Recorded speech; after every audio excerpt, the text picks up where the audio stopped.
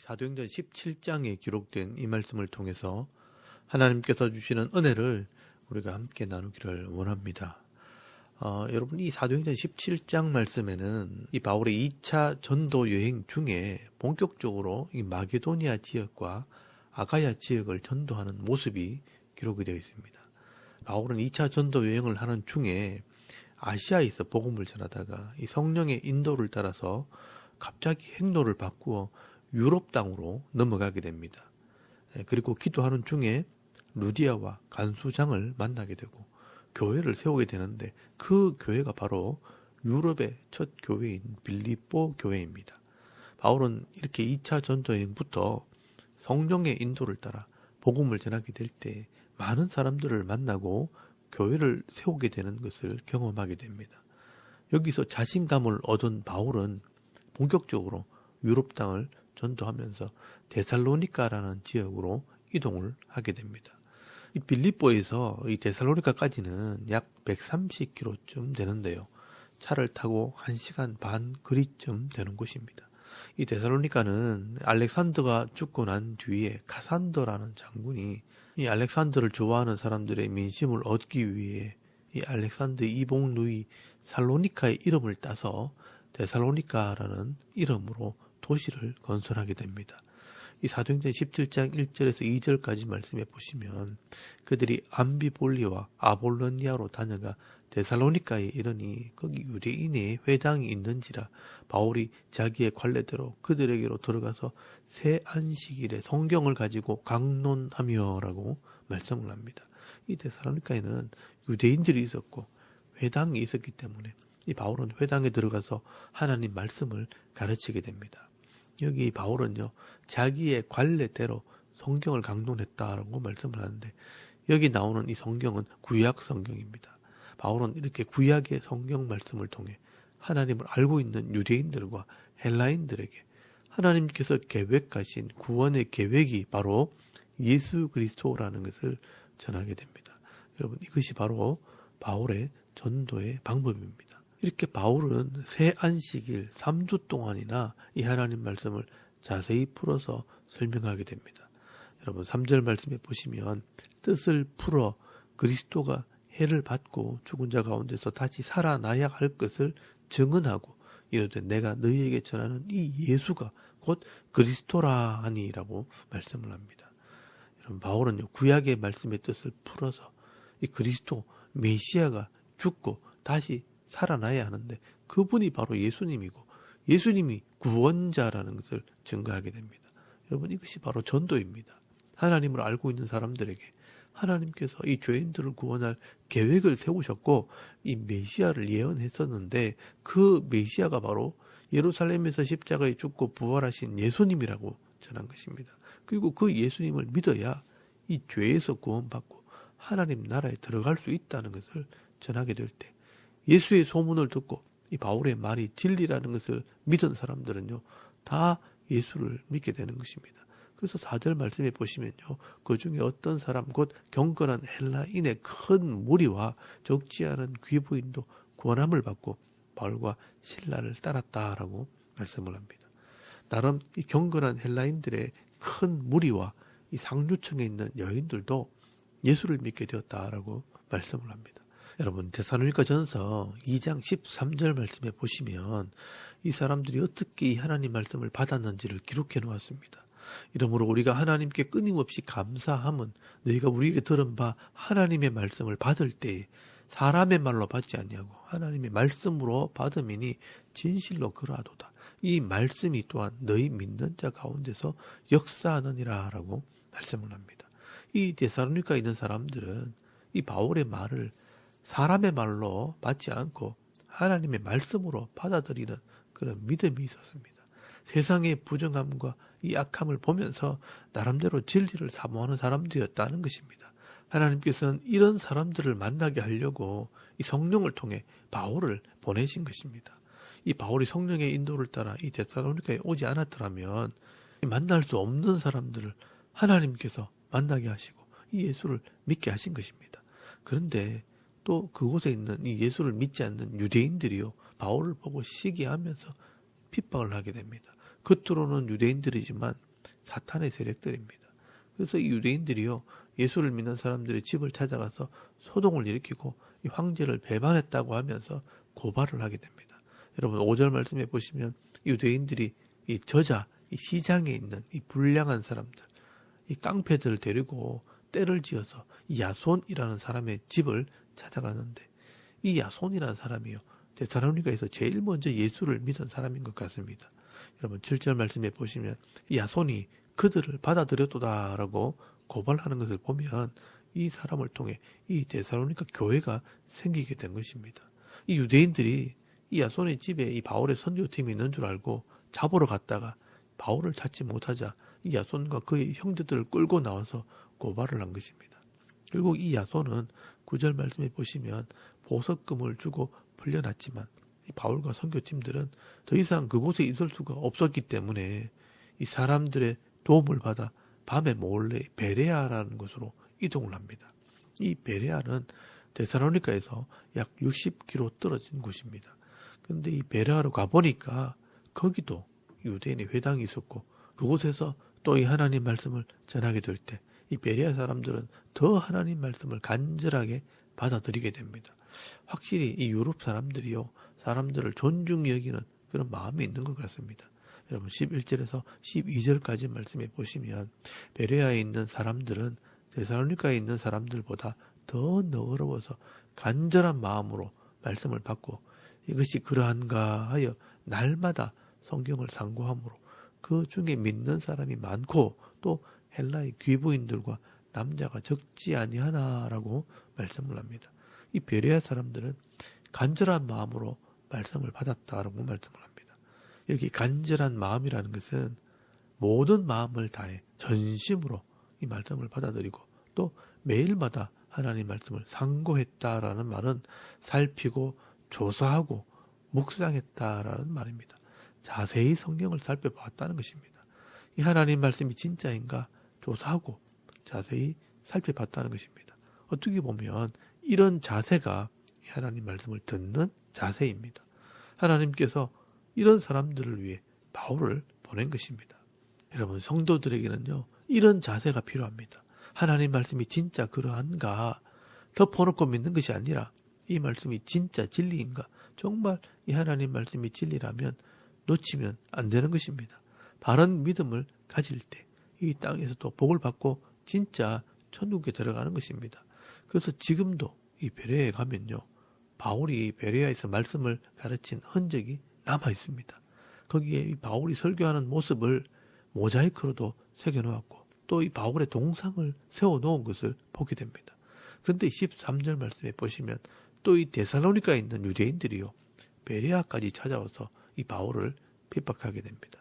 그래서 이 바울은 급하게 피신을 하게 되는데 이때 바울이 혼자 이 배를 타고 아테네로 피신을 합니다. 그런데 이 바울이 아테네에 와 보니까 이 아테네는 올림픽이 시작된 도시고 우상의 도시요, 철학의 도시입니다. 그러니까 온 도시가 우상과 신상으로 가득 차 있는 이 모습을 보고 이 바울이 분이 나서 이 사람들과 변론을 하기 시작합니다.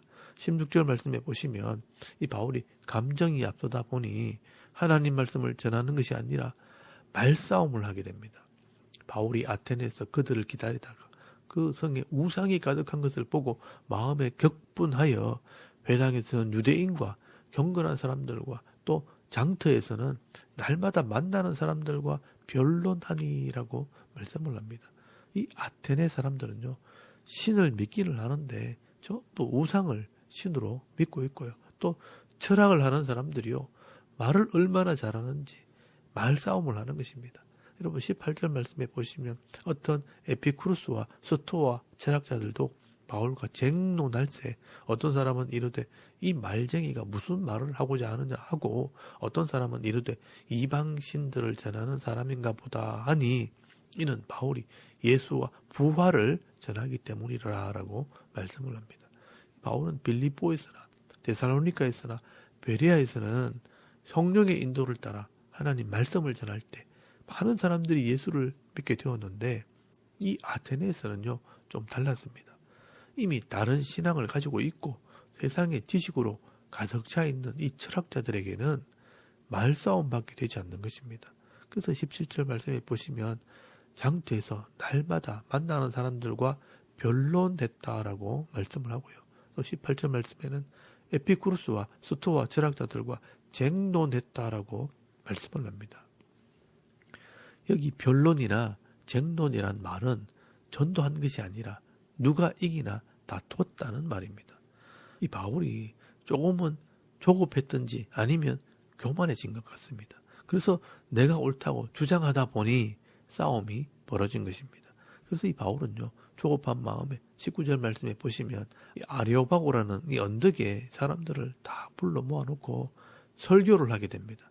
이 아레오바고 언덕이요, 아테네에 있는 아고라 이 시장에서 언덕으로 올라가면요, 파르테논 신전 바로 밑에 있는 바위로 된 언덕입니다. 이 바울은요, 사람들이 다 모인 자리에서 하나님을 증거하고 예수 그리스도의 십자가와 부활을 전하게 되면 이 사람들이 예수를 믿게 될 줄 알았습니다. 그래서 이 바울은요, 22절에서 31절까지 긴 설교를 합니다. 이 바울의 설교를 읽어보면 하나님과 예수 그리스도를 제대로 소개를 하고 증거했다는 것을 알 수 있습니다.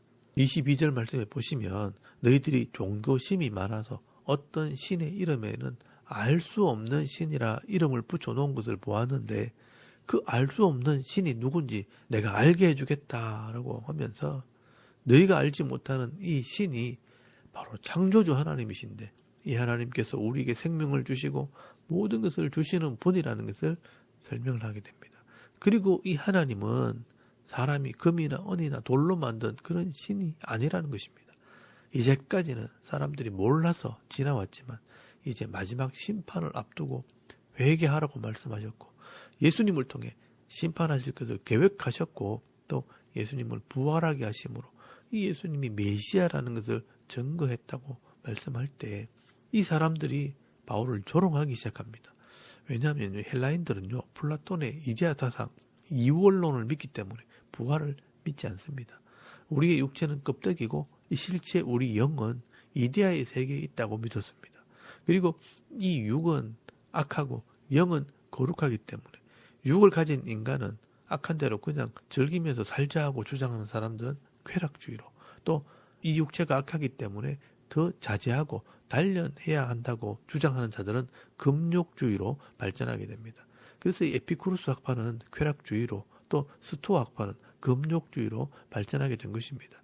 그런데 예수님이 신으로서 이 메시아로서 이 악한 인간의 몸을 입고 이 땅에 와서 십자가에 죽었다가 다시 부활했다고 하니 이것을 이해할 수도 없고 믿을 수도 없었던 것입니다. 그래서 32절 말씀에 보시면 그들이 죽은 자의 부활을 듣고 어떤 사람은 조롱도 하고 어떤 사람은 이 일에 대하여 네 말을 다시 듣겠다 하니라고 말씀을 합니다.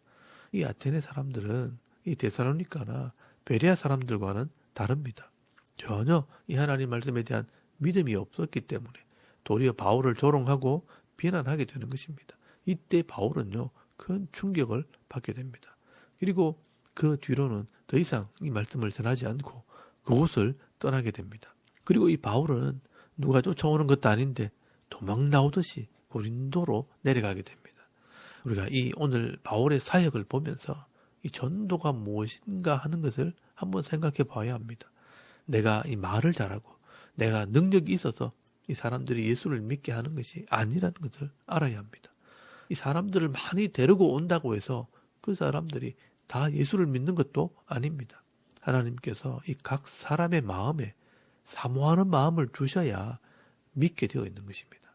이 베레아 교회 성도들처럼 그 말씀이 진짜인가 진리를 사모하는 마음 또 바른 것을 믿으려고 하는 그런 마음이 있어야 하는 것입니다. 그런 마음이 없을 때 비난하고 조롱하고 논쟁하다가 그래 니 잘났다 하고 갈라서게 되는 것입니다. 여러분 바울은요 가는 곳마다 똑같은 말을 전했는데 어떤 사람들은 간절한 마음으로 예수를 믿고 어떤 사람들은 바울을 대적해서 죽이려고 하고 또 어떤 사람들은 손가락질을 하면서 비웃고 조롱하기도 합니다. 그래서 바울은요 이때 큰 충격을 받고 내가 복음을 전할 때는 이제 나의 말이나 세상의 지혜를 의지하지 아니하고 그리스도의 십자가만 전하기로 작정을 하게 됩니다.